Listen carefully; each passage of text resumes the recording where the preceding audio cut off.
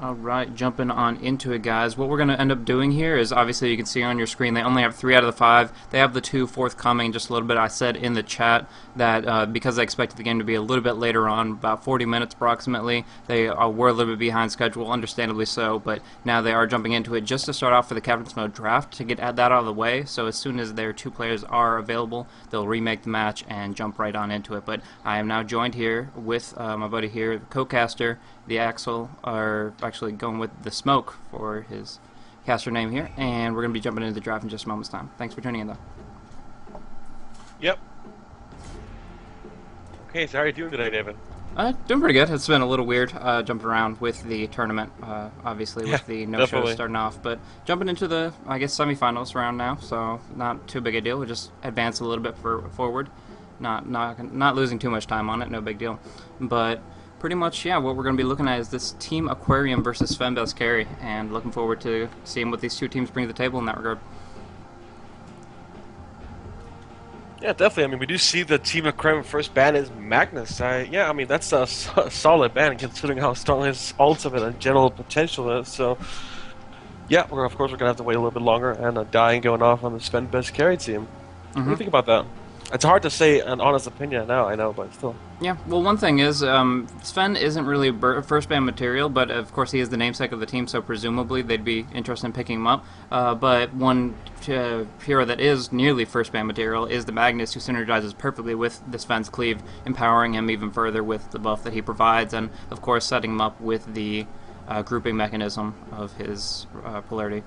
Yeah. So, going on with that, the Undying, still, I would say, one of the best tri-lane supports, especially in a 3v3 circumstance. That Tombstone's so powerful, Decay, I mean, it's so many mechanics that are really good, but with these bans like the Bounty Hunter and the Bat Rider, they're actually going to let the Darkseer through, which is a really big deal. Darkseer just a really powerful hero. Not only can he do like a suicide lane situation where he just gets that surge up and can survive very well and Ion Shell the creep waves down, but also he has the potential to set up really, really good team fights, vacuuming in for AoE magic damage, and then following up with some Wall of Replica action for a lot of return physical damage that kind of just turns the team's items against them. So going to be contributing a lot with that.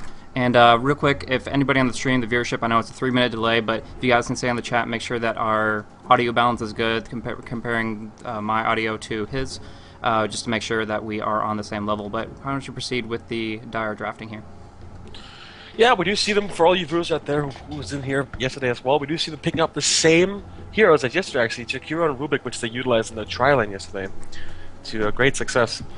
So, I mean, honestly, I really like him. I mean, it's a totally standard support picks, really useful heroes, just all around, can be used for versatile lanes, even if it's middle or tri-laning or 2-on-2 or whatever. And we do see on the Radiant side, we do see them picking up Queen of Pain and Disruptor, also very versatile picks. And of course the Darkseer. So far a very strong team for the Radiant so far. Yeah, I really like Aquarium's laning thus far. I mean, Darkseer going, if they go for the suicide lane, I mean, he can jungle, but it's not nearly as effective. It's just getting that solo EXP. Comparing that to Queen of Pain going for the solo middle, and then the Disruptor going for a supportive role on the presumably bottom lane. I mean, they could switch it up and have Darkseer solo bottom and then have an aggressive tri-lane up top. But one way or another, they're going to have, like I said, strong lanes, possibly going for a jungler pickup. I mean, Nature's Prophet, holla good dollar with him, or just use Chen or Enchantress to control those neutral creeps and gank early on to just put out the pressure right off the bat. But like you said, it's going to be hard to go up against this lineup. Again, Sven Best Carry picking up these squishy intellect heroes that you would think wouldn't be the most effective in the mid to late game, but they're so strong in the early game that it hardly matters. Their ability usage and just being able to have such high utilities, good stuns, everything along those lines really contributes to their overall lineup to start things off. Very sad about this match because we do see the Sven Best Carry team picking up the exact same tri-lane lineup as yesterday. I believe it's the exact same, isn't it? Yeah, it was, yeah. With the Keeper Light and the Jakiro and the Hard Carry.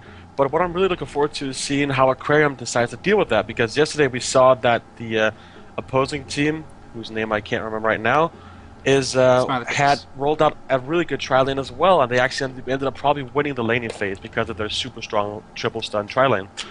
But this is a new team, new tactics. So let's see if they decide to deal with this head on or do something else. Yeah, it depends on how hard a carry Sven Best Carry ends up going.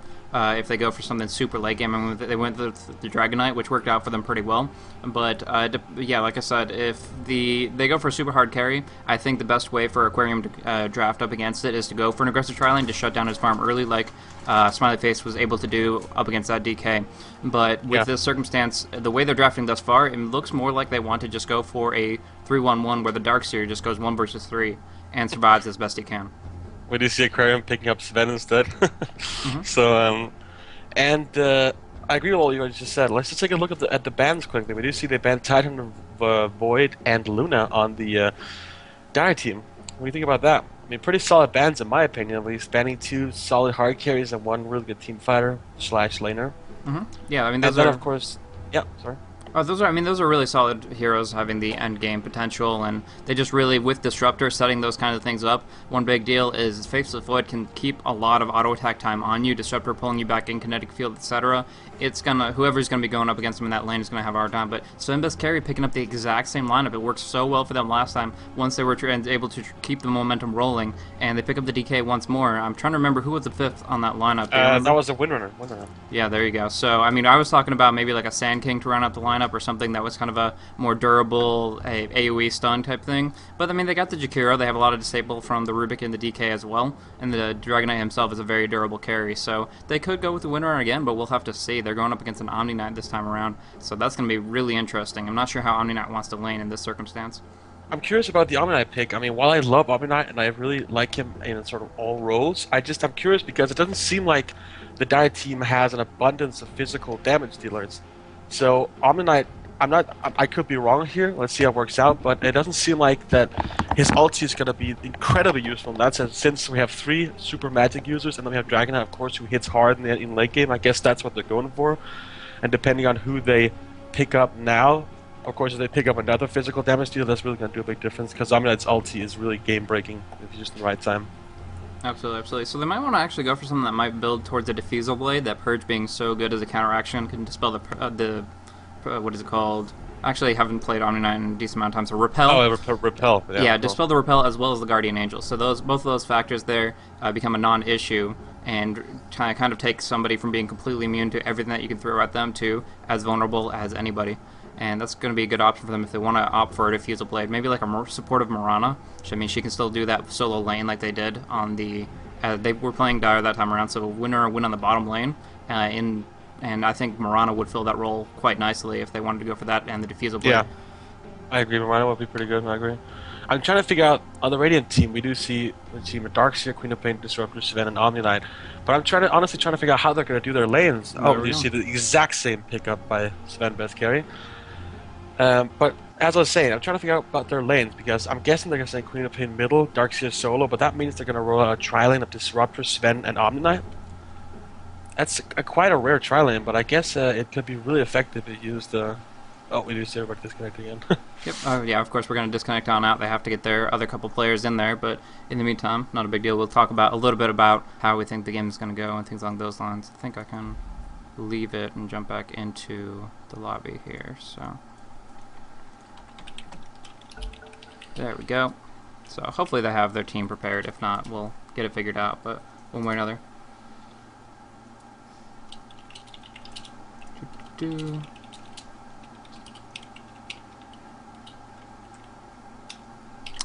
But yeah, along those lines, I would actually be curious to see if the winner might want to go for that Diffusal Blade. I mean, it's such a powerful active against the Omni Knight, and I think if they don't have a way of having a dispel mechanism on their team, it's going to be very difficult, assuming the Omni Knight is really, really precise with his ability usage, goes on through with the Repel and the Guardian Angel onto the Sven. I mean, Sven, one of his chorus items is the BKB, to allow him to initiate really well, get the war cry, he already has that movement speed, he just needs to stay on top of things and prevent any incoming disables. But there's a lot of incoming magic disables on the Dire team lineup, so along those lines, I definitely think that the Omni Knight is going to have to be on the ball, trying to get those repels off high ranks on the Sven, and I think a Diffusal Blade would be a really good pickup for Team Sven Best Carry.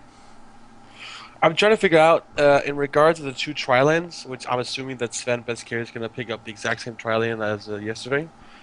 I'm trying to figure out if the tri-lane consisting of Omni Knight, Disruptor, and Sven is actually going to have enough damage to kill their adversaries. Because to me, it doesn't seem like a damage lane, but more like a CC lane. I mean, you got the heal, which is pure damage, does a shit ton of damage, and you got the stun, which is great as well.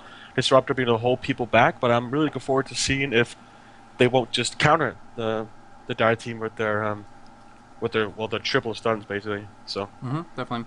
I actually think that the Radiant team lineup of Aquarium, they might not even be opting for a tri-lane circumstance right here. They might be going for like a 2.511.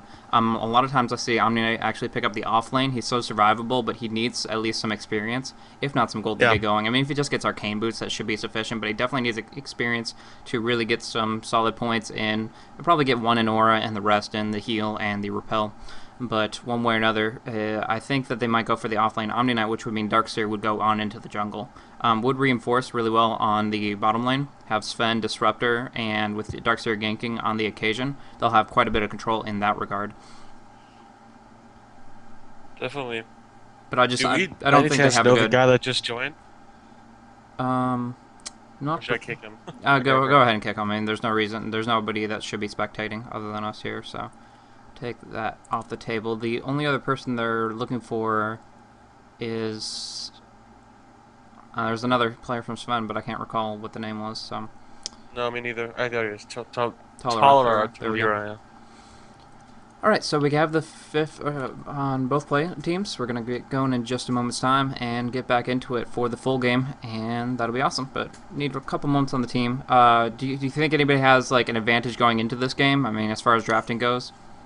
Honestly, they seem kind of equal to me. I'm really looking forward to see how they utilize their strategies and everything. But I mean, we did see Sven Best Carry's tactic work out like a charm yesterday. Actually, having a really hard time in the early game where we assumed that the Radiant team was actually going to win, but they actually ended up losing. Just a great team play by Sven. So we know their tactic is pretty solid. Really looking forward to seeing how our Aquarium does today. Definitely. One thing I was talking to Chaos Incarnate a little bit about the game after the fact, and yeah, one thing he said was most of his deaths right there in the previous game that we're referring to up against Smiley Face. He was playing on the Dragon Knight, and they got Roshan like 3 times over, and every single time he has Aegis, he immediately went to the front lines. He intentionally died, just allowing them to put a lot of damage into him, waste a lot of abilities, just wasting a lot of times the DPS focus, so that as soon as he respawned with that Aegis the Immortal, he would be able to pop his BKB, pop his Elder Dragon form, and just go nuts. And that was really the plan there. So I think a bigger factor for what won a lot of their team fights was the Roche control in general. And I'm hoping to see a lot more of that from Sven Best Carry. But Aquarium have to be on their toes. If they can lock down the Roshan, it may find a little bit of a chink in the armor of Sven Best Carry. But we have a quick all-pick phase going on through. They'll pick up the same exact heroes on whoever prefers to play them, and we'll get going on with it. Yeah. Yeah, I'm really also looking forward to see if Aquarium actually manages to shut down the Dragon Knight as well as yesterday, because we did see him actually with an early score of... wait, everybody disconnected? Yeah, I have absolutely no idea why. Okay, let's create again, I guess. Yeah. Alchemist. Oh, somebody picked up Alchemist or like random. No, they didn't even random. They just literally jumped into the game and selected Alchemist. I think we should have just like handicapped them and made them play with it. That'd be funny. Nevertheless, we'll get on with it and fix it. What was I about to say? Oh yeah, let's. I'm looking forward to seeing if they actually manage to shut down the Dragon Knight as effective as yesterday, because we did see him actually having 0 and 6. So we really, at least I didn't assume him to get anything that game. He just ended up carrying anyway. So let's see. I mean, if he managed to get a lot of free from this game, for example, the game could go a lot faster than the last one. So. Definitely. But yeah, it'll be interesting. I mean, one thing I figure we're going to be seeing is just the real power of Sven, that God Strength ultimate combined with the Guardian Angel. I mean, just so many powerful steroid effects that make him just almost indestructible. I mean, he can just go on through and just wreak havoc. As long as he can get close, I think that Sven Best Carrier is going to have to watch their backs, because they obviously know, based on their name, how awesome he can be, and he's just going to be laying into them if he gets any opportunity whatsoever. So we'll have to see how well he farms, but he is going to be one of those more powerful heroes, and with the Darkseer in their lineup, they're going to be able to vacuum him in, kind of like the Magnus that I was talking about, the effectiveness of the polarity shift there. Yeah, I feel the vacuum is going to be just another one of those mechanisms that if they can AoE stun on top of that, they can definitely, do a lot with that.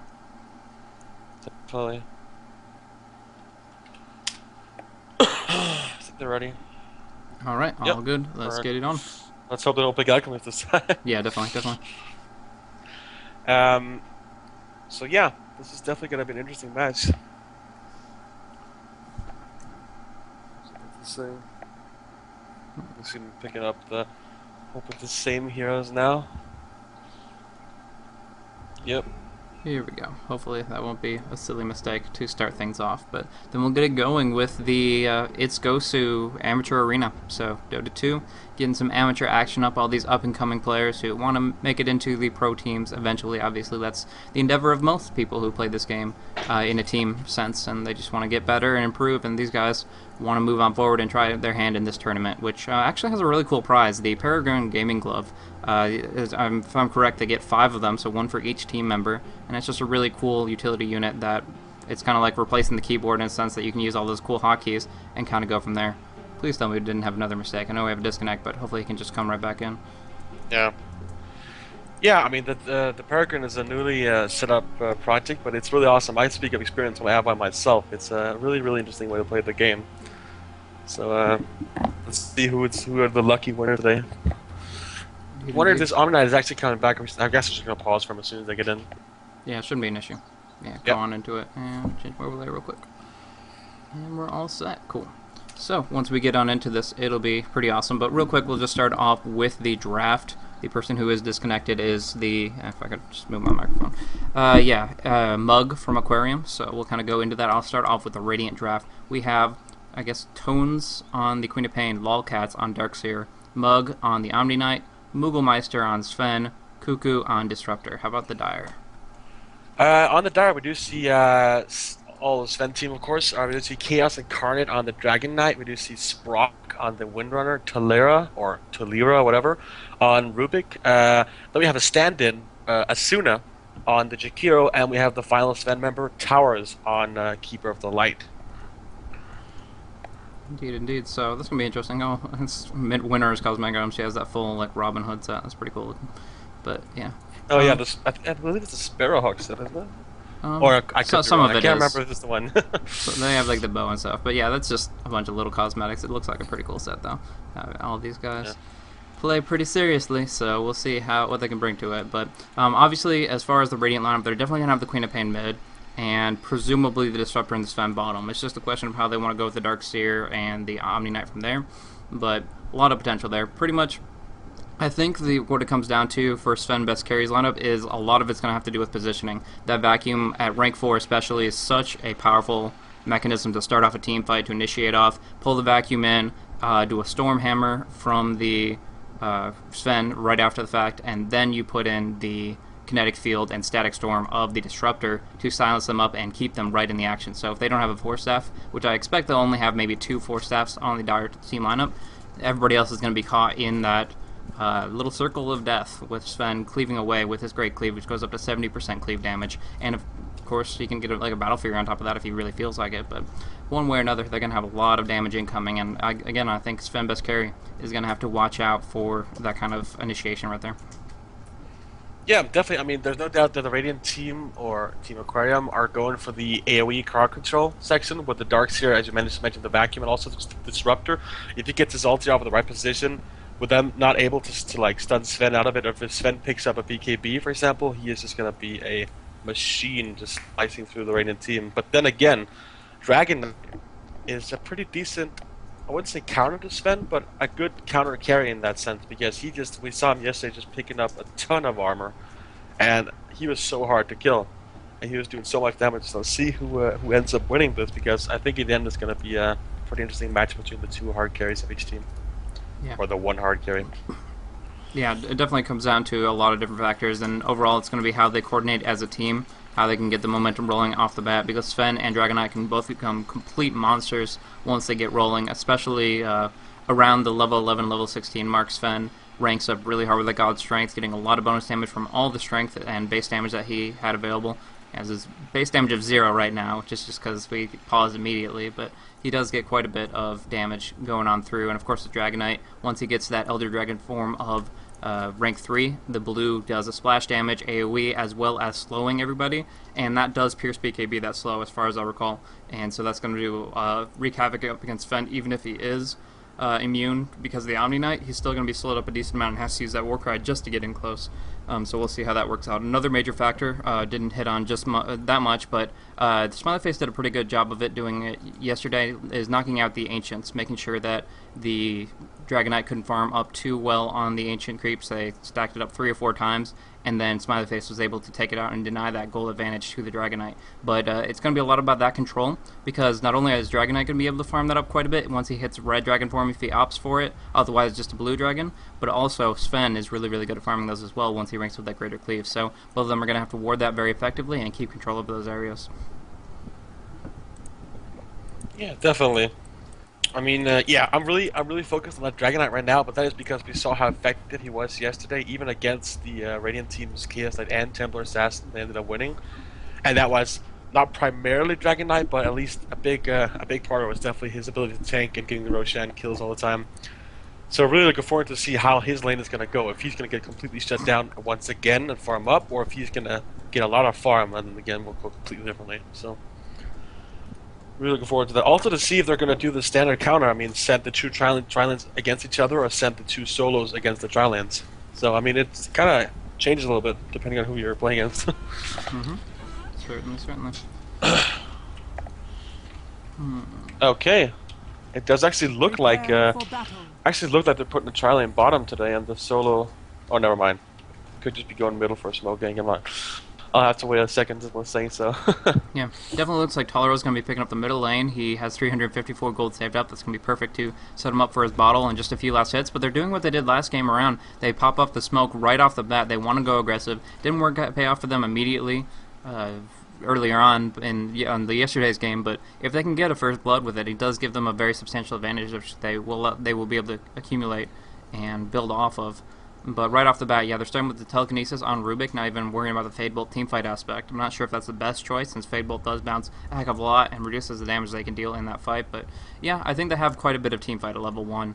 The Dragon Knight stun is very long duration. The winner has a number of abilities up her sleeve, and of course the Illuminate, just the 2-second channel or from that will do quite a bit of damage. So we'll have to see if Radiant is prepared for it, with Omni Knight actually sitting in base for the time being.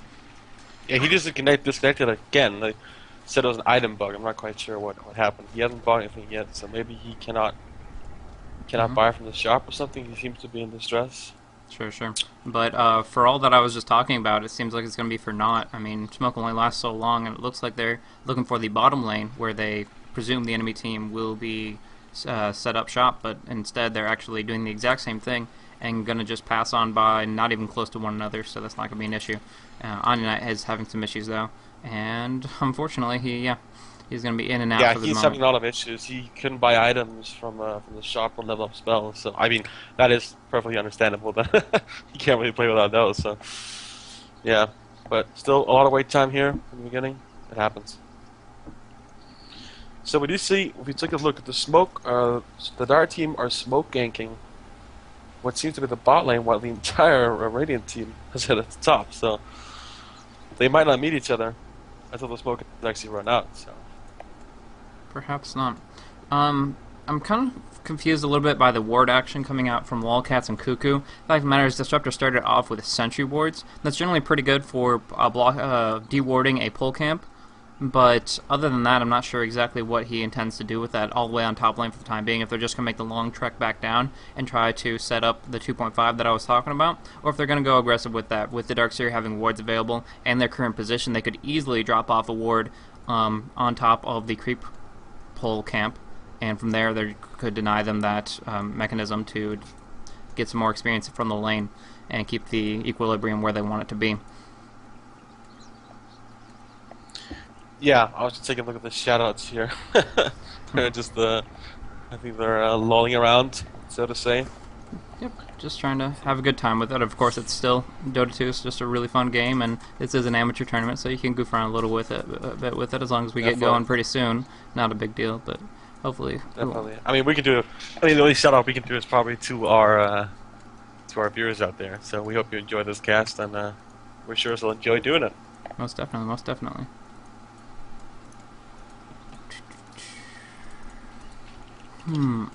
Well, I feel like we've kind of exhausted all the filler talk we have available. I mean, the Queen of Pain matchup versus the Rubik will be a little bit interesting. She picked up a little bit more base damage, I believe, 59 versus 52, so she's going to have a little bit better time last hitting. But once that bottle comes into play, once Rubik starts ranking up that Fade Bolt, he's going to be delivering the hurt all the same. So it's going to come down to rune control. I believe Queen of Pain, rank 1 Blink, will be able to jump and control the runes pretty well.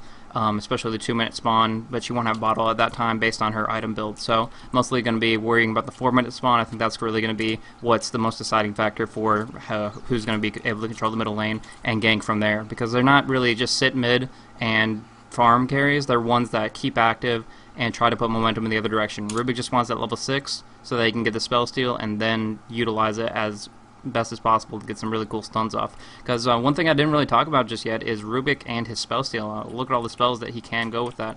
What do you think will be the most devastating spell steal that he can pick up? Yeah, I was actually just thinking about that. I'm thinking, I mean, like, getting the Disruptor ulti is something that could really change the fight, but I mean, actually the Radiant team have actually got almost all their spells are actually really useful. I mean, getting the Omni Knight ulti would be fantastic, giving the Omni Knight heal, Queen of Pain ulti, Darkseer ulti, Darkseer vacuum, Sven stun. I mean, it's all really good. That is actually a big disadvantage, I guess, to the Radiant team. Let's see how it actually works out. That really depends on what Rubik gets his hands on. They're just waiting. They really want to. I love their positioning. I mean, they're really in this one spot where you can just walk on by and you won't see them until they're right in your face. But unfortunately, there's just nobody coming on that direction. They both have different ideals in mind, and it's just been so delayed here that it's going to be hard for anybody to pull the other person out of position. And so they're just putting up this ward designed to block off this pole camp here and make sure that won't spawn. So that also gives them some pretty nice vision in all these different directions to see what's going to be happening in gank aspect. That'll keep Windrunner safe and happily getting some experience in the lane. If they can't pull from her, they can't kill the creeps often, she will actually get some levels out of this, which will be perfectly fine for her. But got to remember, although Windrunner is a great escape mechanism, Glimpse is just as good at pulling somebody back into it. Its range increases as you rank it up, but one way or another, it's going to be 4 seconds previous is where your positioning is going to get pulled back to, and that can be really bad for her. So, on a side note here, we did actually see, yesterday it was Tri-Lane versus Tri-Lane, Solo versus Solo, but this game they actually decided to do a switcheroo and actually send the Tri-Lane top against the Solo Darkseer and the Tri-Lane bottom against the Solo Windrunner. So that's going to be quite different. Maybe we won't have, well, we're not going to have the same large conflicts all the time. A lot of damage coming into Lolcats. The double damage rune from Jagir doing a lot. Nice body block coming in from Cast in front of. He's going to try to last hit it. Wow. It's going to be the stand-in Asuna who picks up the first blood there. But yeah, just good action there. And that's a little bit of a mistake from Darkseer. He went with the Ion Shell level 1 instead of the Surge. And from there, it was really difficult. The Ice Patch landed extremely long range. And from there, just it set up the Dragon Tail, which obviously was what they needed to net the kill. I'm not sure what Darkseer was thinking. Maybe he expected the Tri-Lane to be bottom, or simply not to be that aggressive. I don't know. That was a big mistake by Darkseer, though. But let's see if he can correct it now. Hopefully. He's probably going to stay back a bit now. He needs that level 2 to get that surge, because that's really what's going to be the only thing that keeps him on the lane and safe. Definitely. Yeah, I actually made a bit of a mistake here. I wasn't sure about it. I figured because of the placement that it would be blocking the pull here, but actually the ward that was placed, they're still stacking up the creeps. It's still spawning, and they're having no issues with that. I know that if you have it in this area over here, it's definitely going to block it. Same with this spot, but I was hoping they knew what they were doing with that ward. Unfortunately, it doesn't get all the utility they need, and that will deny a lot of potential experience from the Windrunner, seeing as the Radiant team are playing very good support. However, popping the Sundering Strikes, I really like one thing that Windrunner's done right here is not use any skills until she needs them. She's not needed the Shackle Shot or Power Shot or Wind Run, so she hasn't skilled them up. She's saving that point to decide what's going to be the best option for her at the right time. We do actually see her being out of experience range right now. Of course, there are no creeps, so she's really just biding her time. The only thing she can do is that she's called out of place just once. I mean, with one good kinetic field on her, and she can't really use her Wind Run. So that's going to be a big problem for her, I think. Let's see, she's still not taking the point now. Let's take a look at the mid lane here. We do see Rubik with 7 last hit, 0 denies, actually taking a lot of harass. Nice little exchange going on between the two, but Queen of Pain will just blink on out, doing some damage over time with Shadow Strike. They both have their bottles available now in full. They're going to use quite a bit of that up after that exchange. But that means that with two empty bottles, unless one of them decides to use the Crow, which is currently the only upgraded Flying Courier is on the Dire team. But either way, it's going to be much more decisive who picks up this next rune. Definitely. When you see the rune is actually... It has been picked up. I did not see who picked that one up. But regen top before the bottles were drawn, so really just put Rubik back to square one. But it's going to be the 4-minute rune that's the most decisive, I believe. Okay. Yeah, we do see both hard carries, Sven and Dragonite, lying at a really good farm. I mean, 17 and 2 last hits for Sven, whereas Dragonite is at 18 and 0. So, really good so far. No opposition whatsoever for Dragonite. Complete free farm right now. And neither, I guess, for Sven, because it's only Windrunner. I am not quite sure what Darkseer is doing. He decided to go jungling instead, I guess. So, here comes the top lane. Bottom. There goes the stun coming out from Sven, and with the heal, one more auto attack, Disturber's going to pick up that kill. You'll be looking up at the ground. Well played by the Radiant team right there. But yeah, as I was saying, the Darkseer actually decided to go jungle and stack, I guess, since he simply could not stay top. So the top lane is completely free of Radiant's Radiant team. So yeah, looking forward to see how that's going to work out. Yeah, I mean, you look at Darkseer's experience per minute, he's sitting at 83. The only one worse than him is the Windrunner and the Jakiro themselves, who are playing very supportively, and Windrunner, of course, getting zoned out there. So maybe Windrunner needs to take a leaf from that book and try to go for the jungle as well. But with those stacks, Lolcut's actually going to get some farm out of this rather efficiently. But yeah, like you said, he's going to pretty much abandon the top lane. So with that, once the Dragonite hits level 6, gets that green dragon form, they can put down a lot of pressure onto that top tower there. But yeah, another DC from Omni Knight. Do we have any ruling on pauses, or? Sorry, what? Do we have any tournament ruling for pauses or anything? No. Basically, I mean, if one of the teams complain enough and the timer is well, if the timer is too long, then me as an admin can choose to unpause it if I feel like it. But honestly, right now, I just much rather have a good game, and if that means waiting a little bit for Omni Knight, yeah, it's not too good. But if we unpause right now, he's gonna have a hard time getting into the game again. So. So I was a little bit skeptical about this Omni Knight and the Tri-Lane. Like I said, he generally likes experience, and with that, one thing to consider, I said Jakiro's on really low experience, but look who's on top. A carry that he is supporting, the Dragonite, doing extremely well, almost to level 6 already, compared to Sven, who's doing alright, but, I mean, 256 versus 404, the numbers speak for themselves there. The fact of the matter is Omni Knight's leeching a lot of experience, which is fine for him, because he definitely needs it to get rolling, get that Guardian Angel up, get some points in the Repel and the Purification, but the issue there is Sven only sitting on level 4 right now, and it's just, you can't compare if that Dragonite gets that much of an experience advantage that early on, so... I mean... Yeah, as I was about to say, I completely agree with you. I really, if I were playing the Radiant team, I would get somebody up in top lane ASAP. Because if they're going to give Dragonite complete free-form like that, they better have a carry to back it up. And while Sven is getting lots of last hits, he's currently at 19 last hits, we do see Dragonite getting loads of experience and being at 26 last hits. So he is going to outfarm the Sven as things are looking right now, and that's going to could be catastrophic later on. So I really think the Radiant team should do something about that. Perhaps put the Darkseer and Omni Knight top or something, as you said, so that Sven and Disruptor can get some more experience, or put Disruptor top and vice versa. Either way, they gotta counteract this very quickly. If they wait too long, this could be a game changer. Now we have a Rubik DC, hopefully. That's just going to be, taking advantage of the time to make sure all your settings are in place and such, rather than actually having issues of his own. We don't want to, compound those things. But one thing I do want to mention real quick is Jakiro. There's kind of a trade-off. I talked about the fact that the experience per minute is much higher on the Dragonite, and he benefits a lot more so than most other heroes from that. But there's also a trade-off. The fact of the matter is, if he's getting the experience, there's other heroes that aren't. I talked about Jakiro being the bottom, only sitting at 37 experience per minute. He's not even level 2 yet. He's just sitting around with a rank 1 Ice Path, which is a 1-second stun. And honestly, Jakiro has a lot more potential to be very, very contributional if he gets some points in Liquid Fire, at least 1 in Dual Breath, and maxes out that stun. And unfortunately, he just doesn't have that opportunity if he's going to be playing that supportively. Yeah, I mean, getting one carry farmed is obviously a double-edged blade. So to say, you do see the winner lying at 42 and Jakiro at the 37, as just mentioned. So they're incredibly low on experience. So they are gonna have a hard time leveling up, whereas Dragonite is leveling up just smooth like that. So I guess it's sort of just about priorities. I mean, they value the Dragon Knight more than anything else right now. So let's see if they if that works out for them. I also have to say that I do really like the Dire Ward placement right now. Obviously, they don't really have any threats to contest that issue for the time being. But what you're looking at for the Dire Ward, they have the rune covered up on top, so they have plenty of vision up there. There's no chance of Dragon Knight being ganked from that point. And also, they had a lot of control over the lane itself with that nice lane ward, making sure that whoever was going to be up there is getting completely zoned out. Because generally speaking, the creeps are going to be pushed out to here as they're getting good creep equilibrium. Apparently I can't draw on the map with it being paused, but whatever. And pretty much if they keep the creeps where they're supposed to be, then the observer ward will make sure that anybody who wants to get a little bit of experience has to walk right into vision range and walk possibly into their own demise if they stay on top of them as they have been. And that's why Darkseer says, okay, not worth it. Just going into the jungle, and he's going to get plenty from these stacks up here. Yeah. Well, I mean, once he downs the stack he's got right here, he can still ping, by the way. He is going to get a lot of experience. He's probably going to jump at least 1 or 2 places up in the graph.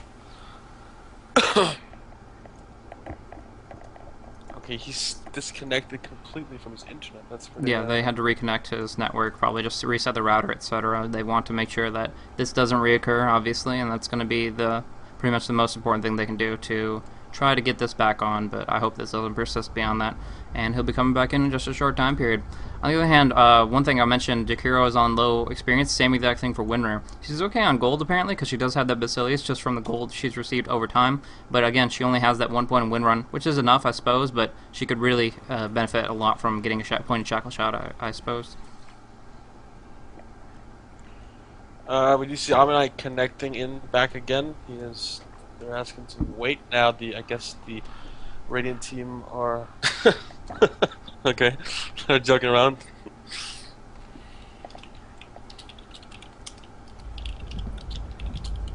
Team Aquarium living up to their name is like watching a fish tank on this pause screen, but yeah, I mean, yeah, he did apologize. I mean, honestly, I don't mind waiting a few minutes. I mean, it gets heated in the long run, but I don't know.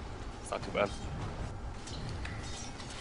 Alright, well, we're back into it, and hopefully the action picks up and makes up for the viewers having to wait a little bit, because, I mean, these are very exciting lineups. They're very oriented around team fights. You were talking about in chat a little bit about the Thunderdome going up, the Kinetic Field Static Storm combination. With that vacuum, it can just do so much damage, and I believe that's going to be something they can easily pull off with this composition here. But nice action up top. Now that they've realized the Darkseer has abandoned it, already starting to push it up. Have 3 range creeps, a siege creep, and Dragon Knight about to hit level 6. This is going to be really nice. I'm curious if he'll pop the Dragon Form immediately, but one way or another, he is putting pressure on that tower for sure. But just farming up for the time being. Yeah. He has not put on Dragon Form yet. I guess he's saving it up. There he goes. Oh, actually, yeah, there it goes.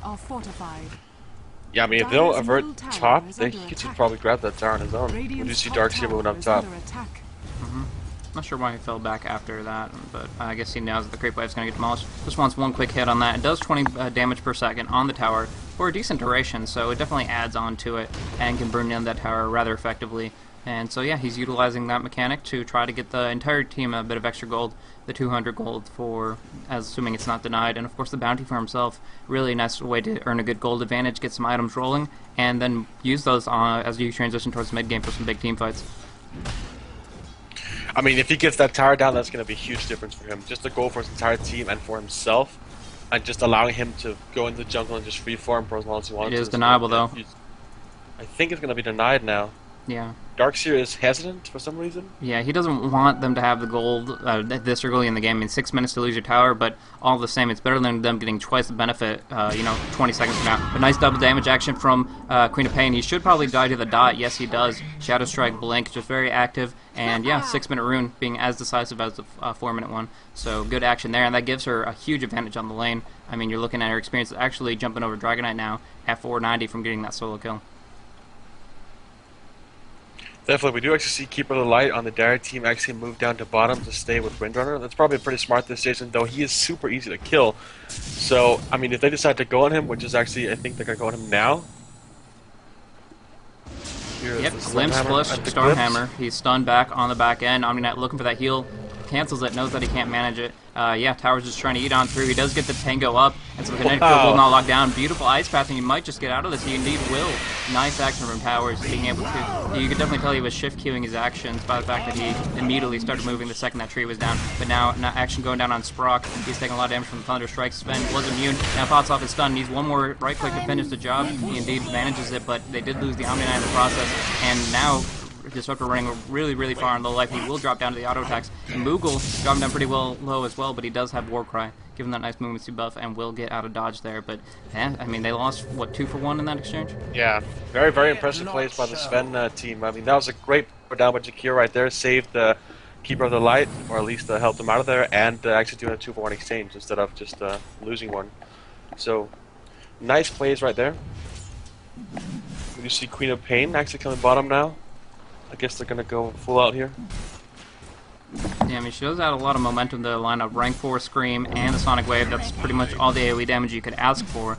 But I think they might need the Darkseer to set it up. He only has rank 1 Vacuum sitting up on top lane, and how'd that tower go? Actually didn't catch it. He did get the deny off on it, just waited as long as possible to make sure that he didn't just hand them early unnecessary gold. Yeah. He did, definitely. I'm trying to figure out here. If you take a look at the Dragon Knight, he's now at 51 last hits. Engaging this rune debate. Color on a terrible spot right now. He did get the blink though, and he will be able to blink on out. Glimpse is that's what they're looking for. But Cuckoo has rank 3. He could get it if he had vision. He does pop it. He goes all the way back on through. He does have the blink in 3 seconds. They're burning him down really quickly. Telekinesis goes on up though, and I think he will get out of here. The Shadow Strike's not going to be enough damage. Toon's in pursuit, but now he's in a bad spot of his own and is stuck in the kinetic field. Beautiful shackle coming out of Sprock, but he does get repelled immediately by the Omni Knight, which will cancel that out. And in the end, everybody just falls back. Rubik on such low life, down below 40 HP at one point, and he will escape. That was a very close escape. Definitely. So, if we take a look at the experience graph here, we do see Dragon Knight's lying at a massive 400 and almost actually 500 experience per minute. Closely followed by Queen of Pain with 475. I just want to take a look at the gold as well, because that's quite a big difference. Actually, Dragon Knight lying at 430 CPM right now. Now, nice flank going up from bottom lane.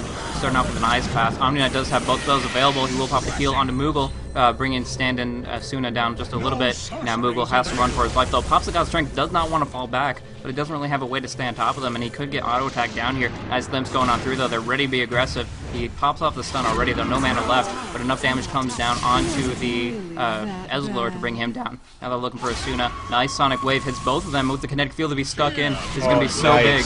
Really nice action from Toons. Nice. Queen of Pain set that up beautifully and forced the kinetic field from the Disruptor, following that up. That's a great scene. So that was a 3 for nothing exchange, right? If I'm not mistaken. Yes, I believe it was. Sven was really low. It was. Triple kill picked up on Queen of Pain. Not too good for the Dire team. She's actually going to get a double damage from now as well. But Chaos Incarnate still farming up. Had that Midas for a few minutes now, and with that, possibly looking for an armlet, if not just the Hemlet Dominator as we saw last time. But yeah, we'll have to see what he wants to opt for. One way or another, though, he definitely has the most gold out of anybody here with that really good CS, 68. Just keeps on farming it up, and 420 GPM. He definitely wants to keep that number up there for as long as possible to keep the momentum rolling and really transition him to the end game monster that he can be, because he needs a BKB of his own. He doesn't have an Omni Knight to help him out with that, and so he needs to have a BKB and be able to time it effectively, but he wants the Dominator or the Armlet or both to get that rolling. Yeah, I mean, I'm excited to see if Dragon Knight's going to pick up either a Helmet Dominator or actually pick up an Armlet. Oh, he did actually go for the Helmet Dominator, so just straight out lifesteal. Probably going for that early Roshan kill again. Other than that, not so much action on the field on the board right now. We do see the 2 Trilings convening in bottom. Actually, yeah, big action right here. They actually walk right on top of each other, but here comes God's Strength, burning down one immediately with his Purification. But Asuna actually does a nice Ice Path and might be able to get out because of it. It's going to be a long time. No long-range glimpse, pulling Asuna back. He has very little chance. There's the vacuum to make sure of it. And that's just the power of Radiant's lineup. So much movement control. The vacuum, the glimpse, all those factors just keeping people in check. And if they overextend just a little bit, they're going to make them pay for it. And now they can be looking for this tier 1 tower. Definitely. I mean, we do see, I'm just taking a look at Sven is obviously much less farmed than Dragon Knight right now, but he's actually sitting on quite a pile of gold himself. Oh, let's take a look. Action bottom. Not so much, you know, just to keep her keeping people off. Screen stolen by Tolera. A little bit of duel going back and forth, but he's just going to pull him back. Nothing really going to come of that. Radiant's top tower is under attack.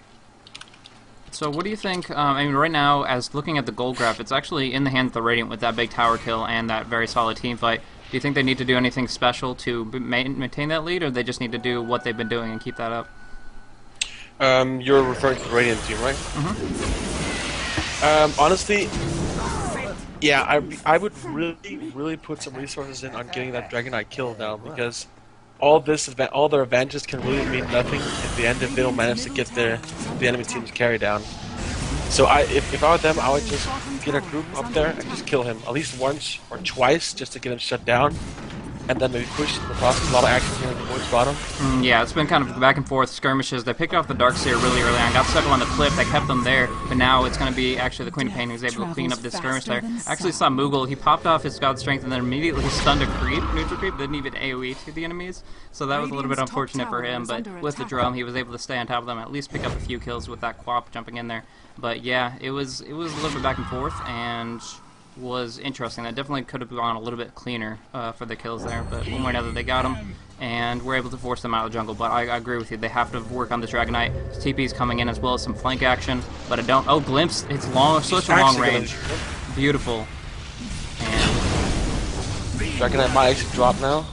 no, I mean, it's still alive, you won't have a problem. I don't know why repelled, but not a big deal one way or another, and I believe they're going to be able to bring him down. Dragon Tail, though, with that stun, they won't be able to Stormhammer. The Glimpse will be on cooldown, but kinetic field, perfect field, and with the Iron Shell, a couple artifacts, not even risking it, just popping the Stormhammer will finish the job. What kind of knight Yeah. are you? Nicely played right there. That was a good gank, really an important gank. We do see Dragon Knight is level 11, so by far the highest level in the entire match. Now, one thing I want to mention is I was kind of confused why Omniarch repelled out of the damage from Dragon Knight. The reason I said that is because the green dragon, the Elder Dragon form, the green variant, is actually its damage over time effect is non-fatal, so he wouldn't have had any issues with that. He pretty much just had to walk away, but one way or another, they actually picked up the kill because of that really good action from the Disruptor, and I gotta say, so far he's making his way towards my MVP list, just with these really good glimpses, really good kinetic fields, and it's just a strong, really strong support that I hope to see a lot more of because he has such powerful movement control. I agree, the Disruptor has been very useful so far. Just landing those few glimpses on the right people in the fight, just massive in the kinetic fields, such a big difference. I don't think he's actually used his ulti yet, but I guess the need has not arisen yet. See, Dragon Knight, he just picked up that lifesteal, looking at those beautiful stacks in the forest, just going around just farming them up.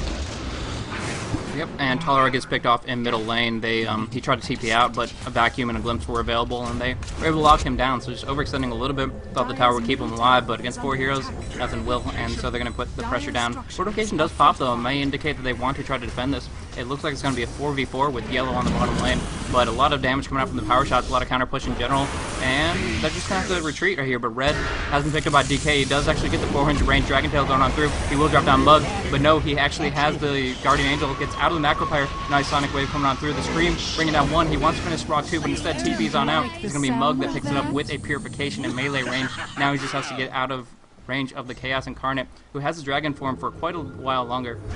There's a nice repel coming out, though, and he will be able to avoid that, but he is also still in quite a range, and with that recall coming in from Rubik, they actually have a third to bring him down, so he's conceded it. He knows he's going to drop down and just kind of hits the S, hits the H, whatever, and he's going to say, okay, I'm going to drop down as long as my teammates get out. It was, in general, a favorable exchange for the Radiant. Yeah.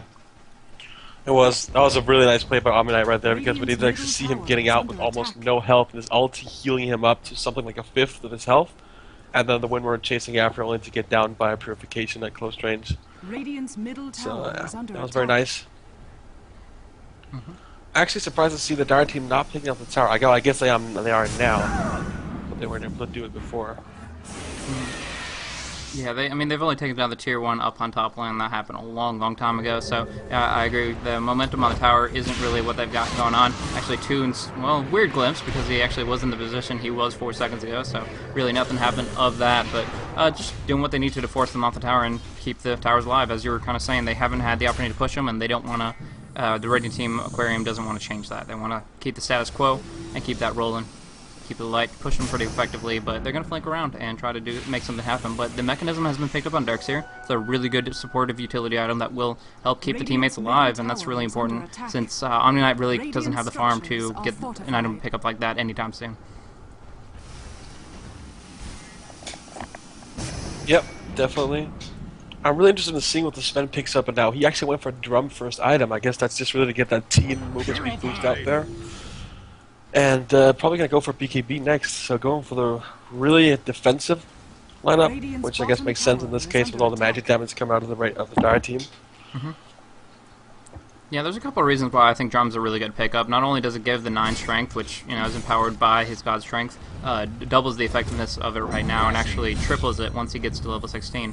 But along with that, not only does it give him strength, but it also has a nice attack speed buff. One thing he really lacks is that attack speed, and it's not going to be enough for him. But they really want to initiate on this. Long range, the repel does come out from the stolen Rubik, but actually Mug's going to get caught out with a lot of stuns. He pops off the Guardian Angel. They want to go really hard on Lara to try to burn him down, but he has Guardian Angel of his own. He's just going to waltz on out as there's a beautiful chakra shot going on through. Now Sven is immune once more, wants to pop off a stun, gets it down on Solera, but instead here comes a beautiful Scream as well as the Kinetic and Static Storm. Really good action. The Sonic Wave will finish the job there, and actually hits on Sprock just a little bit, and it's going to be a Rampage flop in the end. Just so much good action, putting your spells exactly where they need. It was just complete art in motion with the fact that she just dropped them so precisely and was able to pick up all 5 of those kills. Amazing. And actually pick up a Scythe of Eyes immediately after. Wow, that was very impressive.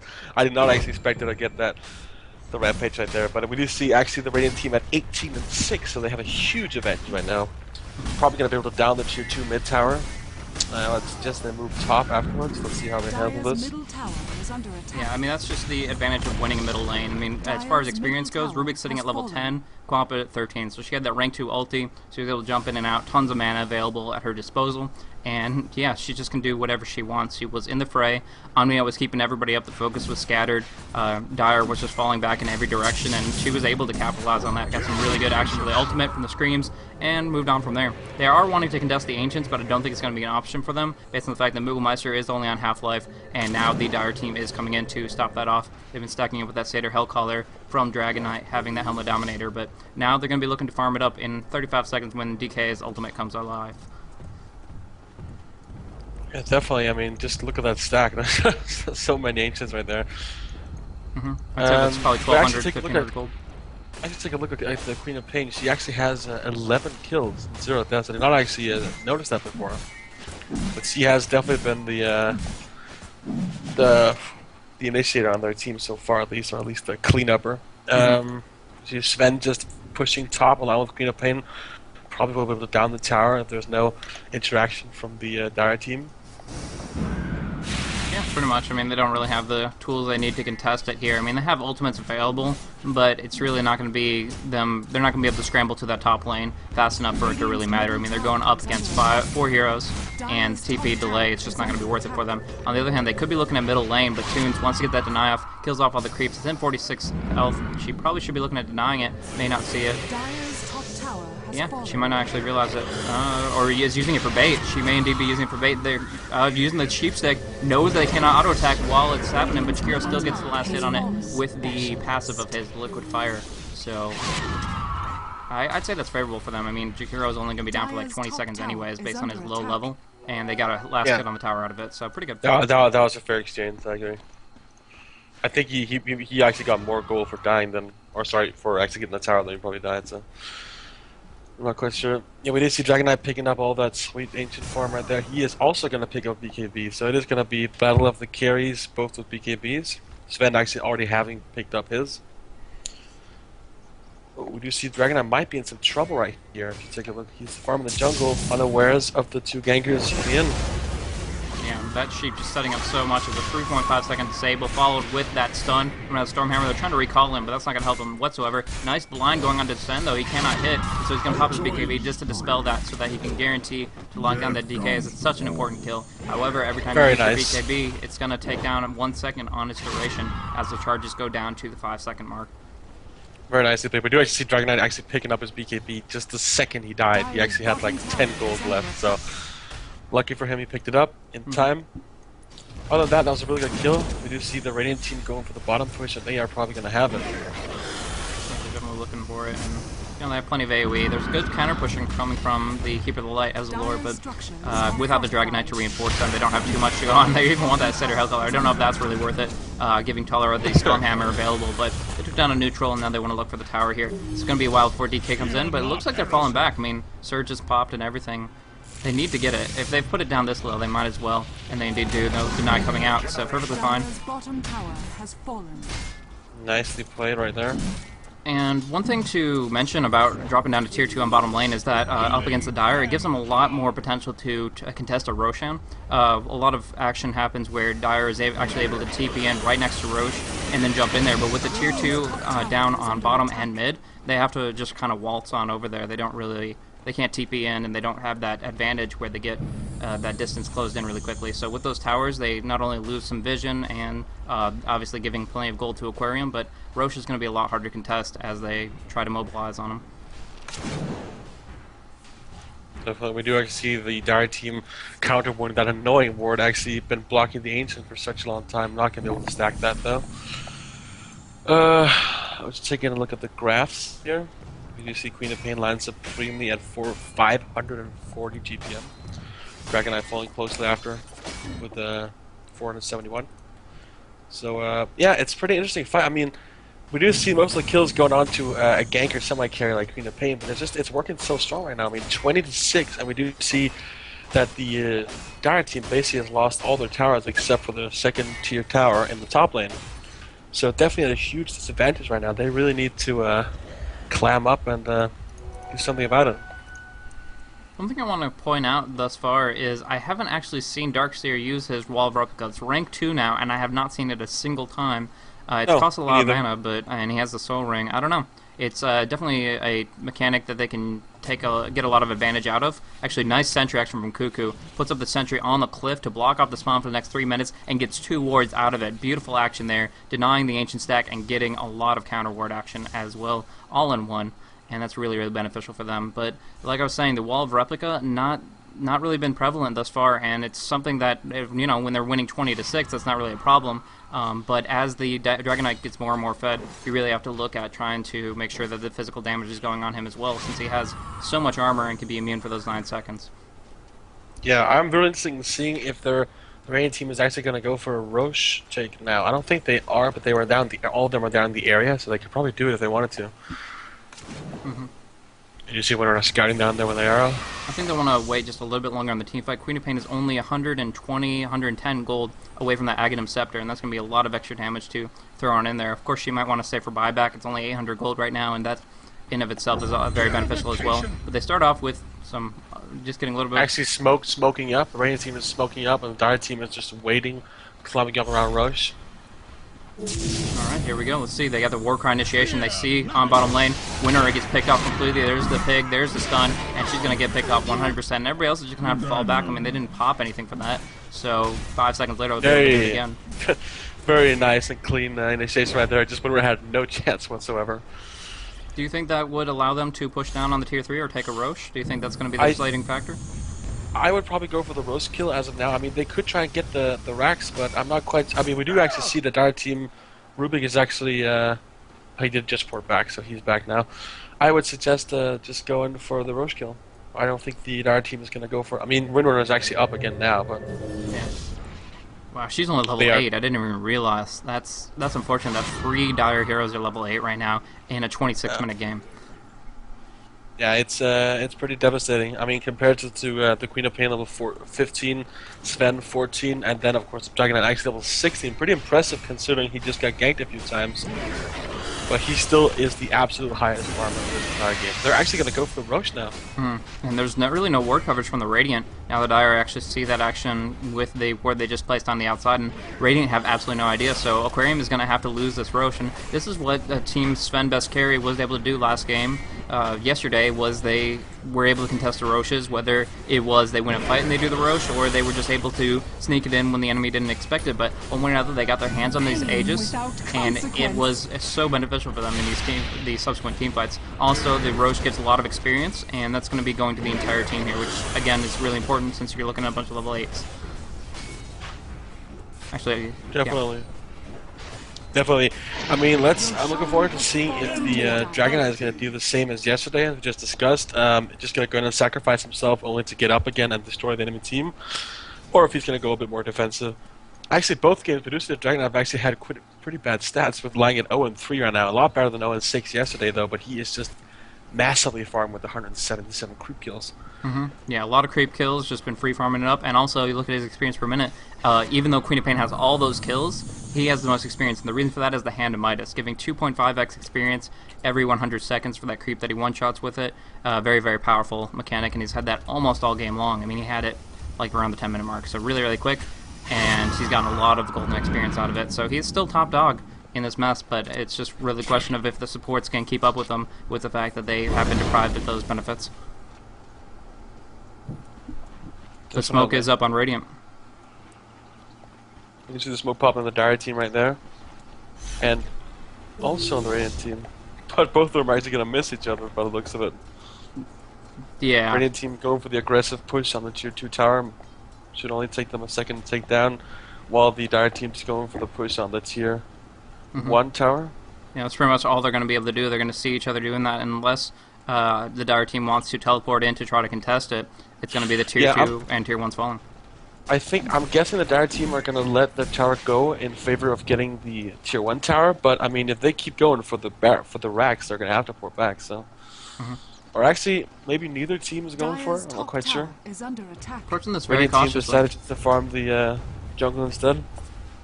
Well, effectively, this if you count the tower as a hero, as many do in these kind of teamfight exchanges, Radiant is worried about being kind of a 5v7 situation. The Aegis the Immortal and the tower both being major parts as far as damage dealt, and it's definitely something they don't want to just waltz on into. I've used that phrase too much, but anyways, they don't want to jump on into that team fight without knowing exactly what they're up against. They have a nice Radiant ward. Now they're going for the aggression. Chaos Incarnate gets sheeped up for the time being. He will pop his BKB in just a moment's time, but nice action coming out through a beautiful wall. The Kinetic Field, the Static Storm, and it just completely obliterated them. Look at that cleave. Look at that damage from God's Strength.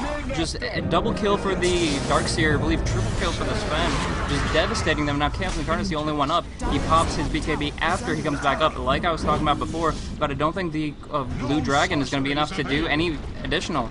The tower falls to the Radiant, and now they can be looking for whatever they want. They have full map control, and that was just so devastating.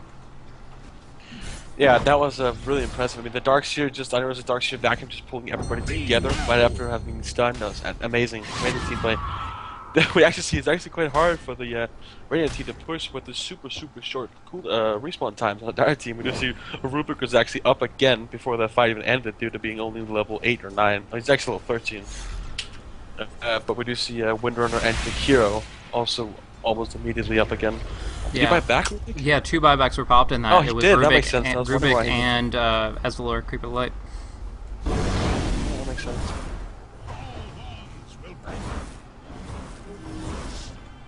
So yeah, if I was playing that Dragon Knight, I would definitely pick up an Assault Cuirass now, because I mean, you can always use the extra armor, even though he actually has 27 armor. Oh, he's actually got, let's see, 36 armor. Pretty impressive. Very, very substantial. Yeah, not sure what the Sven is going for. He has 4,500 gold saved up, not seen the use anything. Probably crit, maybe most likely. Yeah, Daedalus would be a pretty good item for this. Maybe some attack speed as well. Maybe the usual pop build for Sven would probably be Mask of Madness, but I mean, Assault Cuirass and Sven would also be really good. I mean, just if not only for the Dragon Knight, but interesting to see. Yeah, Assault Cuirass or the Daedalus are going to be the 2 best options in my mind. I don't think Mask of Madness is really viable when there's this much at stake. I mean, yeah, you have a lot backing you. I mean, the Pipe, the Mech, the Omni Knight, but all the same... Actually, Sven picked up a BKB of his own. I did not expect that. I mean, I know this has been on the field for a while, so forgive me for, obviously it's been here, but I didn't make the correlation between the fact that Sven picked up a BKB with an Omni Knight on his team, so he's expecting the repels to go out in other directions, and once he doesn't want to just use that Omni Knight as a free BKB, he's kind of utilizing the item itself and trying to be immune for as long as possible or something along those lines. I don't know, but one way or another, Moogle is not going to be taken down by spell damage anytime soon. He's going to just be man-moding it up and doing as much physical damage and brute strength as possible. He is actually going for the assault cross, and I did actually mention the BKB earlier, Haste. but yeah, I guess it's really just I'm guessing Omnight is gonna try and get the repel off on Queen of Pain since he is the second most valuable asset on the team, and Sven almost having that assault cross is really gonna make a big difference. Maelstrom, Actually, Queen of slow Pain. taking out the mill. How do you feel about the Maelstrom, That's- Queen of Pain? That's very interesting in my mind. Yeah, No sorceries avail. Rubik could be in a lot of trouble right now. Windrunner actually is going to be the one that gets picked off really quickly. Purification goes on out. Nice shackle onto the Omni Knight, but enough damage to shackle. And now with Windrun only being rank 2, she's going to get taken out really, really easily. And that's just another pick off. I mean, what's her KD right now? She's actually sitting at 0-8 and 2, not where you want to be at. No. Yeah, Swinner really got her ass kicked this game. But, I mean, Queen of Pain not actually picking up her Maelstrom yet. So, I guess it's just for show. Yeah. I'm very surprised about that pickup. I mean, I guess he's going for the more of the semi-carry, being able to do physical damage now as well, since she's so incredibly fed on the spell damage. So I guess that makes sense. Yeah, a lot of times what you would build on a Queen of Pain is some survivability, like a BKB, to stay in the fight and stay active, keep on dealing damage. But she really obviously doesn't need that if the repel's going on through her instead of the Sven. With that, she has the Aghanim Scepter and the Sheepstick, not only giving a lot of damage to her spells and that extra disable, but also the extra intellect. I mean, she's sitting at 100 and, about 80 auto attack damage, and with that Maelstrom getting a bit of extra attack speed, it'll just keep that damage pressure rolling. Invisibility. Definitely. We do see Sven picking up his Assault Chorus now, so yep. That is gonna be a big difference to the Dragon Knight. Queen of Pain was about to get ganked, but escaped just barely. Yep, Dragon Knight actually opting for his own Assault Cross. He just needs the little chainmail piece to finish the job there. But it's just going to be a net result of just a little bit more attack speed on both ends. The +5 and -5 armors, auras will be canceling each other out, assuming both Sven and DK are in the clashes. But one thing I do want to mention is that Roche will be respawning in just about 3 minutes, and with that will be pretty much the next major objective for these two teams. Want to control that to make sure that they have the advantage going into the next team fight. So expect some wards to go up in that direction. Right now, Observer Ward from the Radiant controlling the Ancients of the Dire, just making sure he doesn't get too much free gold out of that source, but one way or another, it's going to be moving towards Roche in a short time period. Geometry Sight picked up on me, so a lot of potential to control wards specifically, trying to lock down. I mean, there's plenty available everywhere across the map, so we'll see. Yeah, I don't know if the gem is sort of overkill. I guess it kind of pays off if he has the money for it, and they go around and deward everything right now. But maybe a bit much to pay for it. Not quite sure. Pretty much, like I said, the Glimpse and Vacuum from the Darkseer are both going to be mechanics that are able to do quick, effective pickoffs. If they have the vision advantage, where the enemy doesn't see them coming, but they have vision long range of where the enemy is, then they can do the quick pickoffs. They can do exactly what they need to finish the jobs, and that's pretty much what they're doing with this gem, trying to make them blind in the jungle and afraid every moment of trying to farm in any direction. And they actually believe they are actually pinging this ward that is only 50 seconds left. They know they're probably going to be doing something on their Ancients as well. But we'll have to see. They're looking to actually go aggressive here on the top lane. They have the pipe popped off, so the Illuminate does almost nothing. BKB popped off on Dragon Knight. He doesn't have that Aegis, so he's just going to have to go all in right now.